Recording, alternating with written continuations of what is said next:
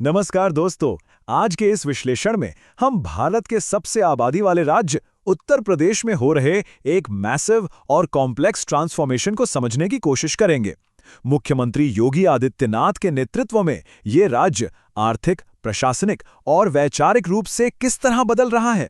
आइए इन फैक्ट्स और फिगर्स के जरिए इसका एक क्लियर पिक्चर देखते हैं। ओके, तो चलिए देखते हैं आज हम क्या क्या कवर करने वाले हैं।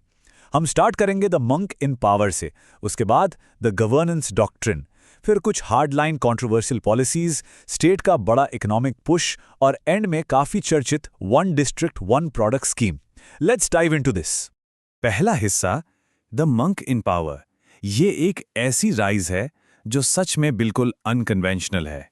अब इस टाइमलाइन को थोड़ा ध्यान से देखिए। ये सफर अपने आप में कितना असाधारण है। सोचिए, 1994 में एक साइंस ग्रेजुएट सन्यासी बन जाता है। फिर महज 26 साल की उम्र में 1998 में वो लोकसभा के लिए चुन लिए जाते हैं। 2014 आते आते वो गोरखनाथ मठ के हेड शीर बन जाते हैं और फाइनली 2017 में यूपी जैसे बड़े राज्य के मुख्यमंत्री का पद उन्हें मिलता है। एक स्टूडेंट से पावर मिनिस्टिक हेड और फिर इतने बड़े पॉलिटिकल फिगर तक का ये ट्रैजेक्टरी डेफिनेटली काफी यूनिक है।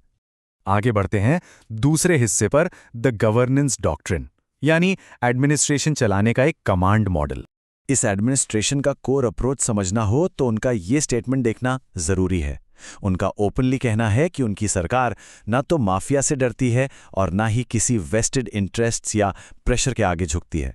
उनके मुताबिक हर पॉलिसी और डिसीजन सिर्फ नागरिकों के कल्याण पर आधारित है। बेसिकली ये एक स्ट्रॉन्गमैन गवर्नेंस और क्राइम के खिलाफ जीरो टॉलरेंस पॉलिसी का एक बिल्कुल क्लियर एग्जाम्पल है। और ग्राउंड लेवल पर इस कड़े प्रशासन का एक बड़ा पॉजिटिव रिजल्ट हमें इस PICU मॉडल में दिखता है।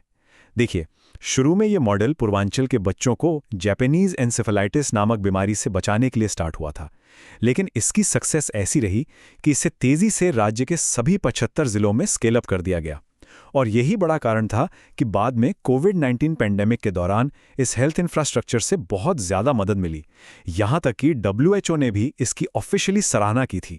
तीसरा सेक्शन जो काफी डिबेटेड रहता है, हार्डलाइन पॉलिसीज एंड कंट्रोवर्सीज। अब आते हैं उस मुद्दे पर जिसे लेकर सबसे ज्यादा पोलराइजेशन होता है। अगर हम रिपोर्ट्स और सोर्सेज को देखें तो दो बिल्कुल ऑपोजिट व्यूज सामने आते हैं।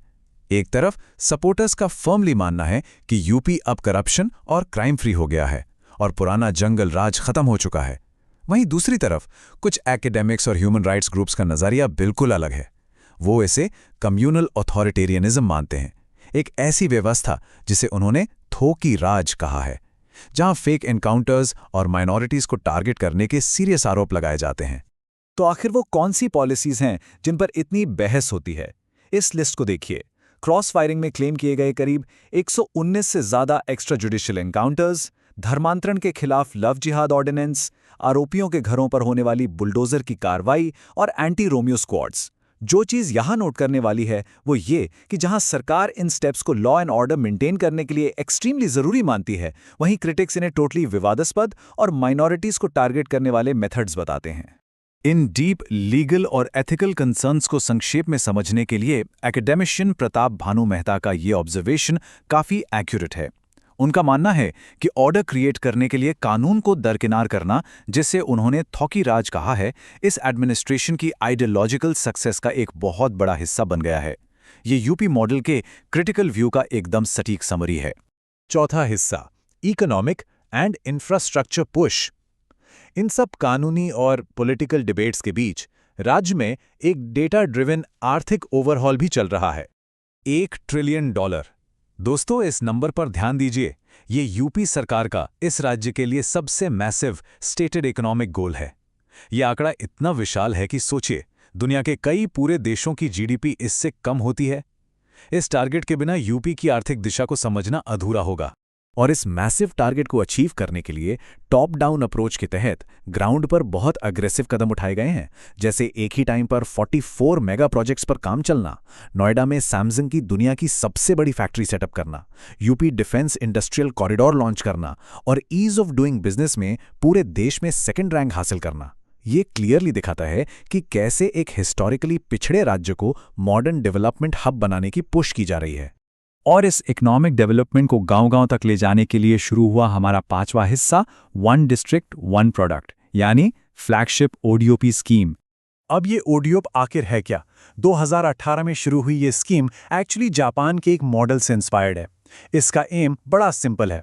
यूपी के हर एक जिले यानी सभी 75 डिस्ट्रिक्ट्स की अपनी एक अलग ट्रेडिशनल क्राफ्ट है। उसकी पहचान करो, उसे ब्रांड करो और एक्सपोर्ट करो। ये इनिशिएटिव डाइंग इनफॉर्मल क्राफ्ट्स को सीधा फ्लिपकार्ट और ई मार्केटप्लेस जैसे मॉडर्न ई कॉमर्स प्लेटफॉर्म्स के साथ प्लग इन कर रहा है। और इन स्कीम की सक्सेस पर सिर्फ पॉलिटिकल दावे नहीं हैं, बल्कि एकेडमिक रिसर्च भी है। इस स्लाइड को देखिए। IJFMR की रिसर्च ने एक्चुअली वैलिडेट किया है कि ओडीओपी ने एमएसएमई सेक्टर के फॉर्मलाइजेशन में बहुत बड़ा इंपैक्ट डाला है। यानी उन्होंने एस्टैब्लिश किया है कि कैसे ये योजना छोटे लोकल बिजनेसेस को उठाकर मेन स्ट्रीम मार्केट से जोड़ रही है। चलिए देखते हैं कि ये रियलिटी में बिल्ड कैसे होता है। इस टेबल पर नजर डालिए। प्रयागराज का मूंज क्राफ्ट, बंदा का शाइजर स्टोन, आगरा के फेमस लेदर गुड्स या कन्नौज का इत्र, इन सभी स्पेसिफिक रीजनल आइडेंटिटीज को अब इतनी सफलतापूर्वक कमर्शलाइज किया जा रहा है कि लोकल आर्टिजन्स की पूरी इकोनॉमी ही ट्रांसफॉर्म हो रही है। और जब हम इसके स्केल की बात करते हैं तो फिगर्स बताते हैं कि इस ओडीओपी इनिशिएटिव के तहत लोकली लगभग 5 लाख नई नौकरियां क्रिएट हुई हैं।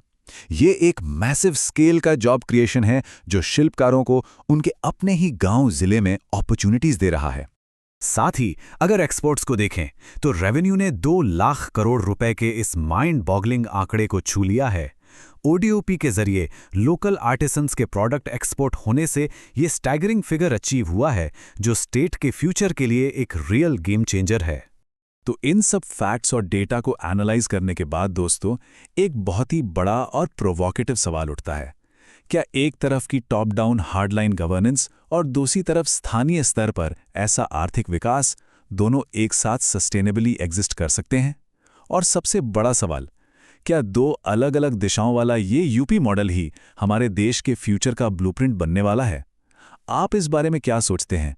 उम्मीद है आज के इस विश्लेषण ने आपको इस कॉम्प्लेक्स टॉपिक को नए नजरिए से समझने में मदद की होगी।